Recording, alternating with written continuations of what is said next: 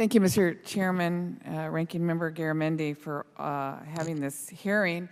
Admiral Michelle, I'm glad my colleague, Representative Gibbs, brought up the ports. I represent the Port of Los Angeles, and Long Beach is right next door. We're America's ports.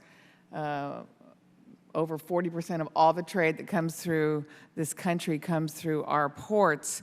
And since 9/11, I have been particularly concerned about the threat of our national security as it relates to our ports. While we have no ICE in Los Angeles or Long Beach, I think the greater threat really revolves around our ports. If there was ever something to happen at our ports, it would not only cripple the regional economy, the national economy, it would cripple the global economy. Since fiscal year FY 2001, the Coast Guard's largest percentage of funding for missions has been dedicated to ports, waterways, and coastal security. However, I've been troubled to see in recent years the percent share of funding for these vital missions has decreased. I would like for you to share with me, and I know it's going to be about resources and it's going to be about priorities, but I would like to hear from you, Admiral, why the share of funding to our ports has decreased in recent years. Well, I think you're talking about Coast Guard resource hours from September 11th. So if I can just kind of take you back to September 11th, right after September 11th, the Coast Guard was on an all-hands-on-deck evolution, and we threw whatever we could at ports, waterways, and coastal security because that was deemed to be the threat at the time. And there were a lot of Coast Guard boats that were operating out there, a lot of hours, these operating hours that were being burned up by boats doing things. Today, we're in a much actually better position because of intelligence-driven operations, because of programs like PROTECT, which is a randomization algorithm that we use that makes our assets actually more effective in deterrence. We're able to, with less boat hours, actually provide more protection. Just like in the Port of LALB, think about the additional cameras and sensor networks and the information sharing and the command centers that have been put in place to actually inform operations out there rather than just throwing boats out there just to have kind of a cop on the beat. We're so much better than we were back in September 11th, and we can do things, Congressman Hahn, with less brute force and achieve higher degrees of performance, which, you know, we were talking about operating hours. I mean, operating hours are very interesting, and they're important for spare parts and dry dock and stuff like that, but you want to get at the organizational performance. And an op hour back in September 11th was way less valuable than a boat op hour today, which is all informed by intelligence-driven operations, much more capable small boats than we have, much better communications gear, better working relationship with the local authorities. I mean, it's just all there. We're much better than we were back in those days. So you will say that the threat still exists. I mean, after 9/11, I know our ports were sometimes in the top 10 of potential targets. So the threat still exists, is that what you're saying? But you think you're doing it smarter? We're doing it smarter, and we understand the threats much better. So and share with me how you do leverage, since the resources seem, in my opinion, to be less. You may be working smarter and with algorithms, but that doesn't make me feel any better.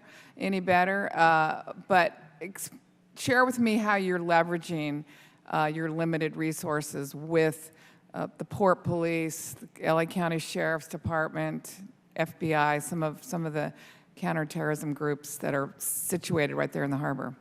Sure. Well, there's a whole piece there, and we have an Area Maritime Security Committee, right, which stood up prior to or after September 11th, at least in its fullest form. And it brings together all those port partners. You know, they're all brought together, and they deal even with things as sophisticated as cyber is on the AMSC agenda. And the Coast Guard chairs that. The Coast Guard is by statute, the captain of the port is the designated Federal Maritime Security Coordinator, and he or she has that role. And they can bring all those people together, and they can pool all those different assets, and they can set together interoperable communications. They can set together combined operations. They do exercises. They build out all that stuff. So again, it's a much more sophisticated enterprise. And I don't want to leave you that, you know, the port of LALB is just protected in LALB. You also have to understand that we've got mechanisms overseas that work on the Right. cargoes and those Right. foreign nationals and foreign ships before they even show up in the port of LALB. Correct, and I understand that, and I know the layered approach to security, but let me just, if I may just take a couple, a little bit longer, you know, the new... Please take as long as you like. Thank you. That was so good, because if you'd have said anything different, I would have been really...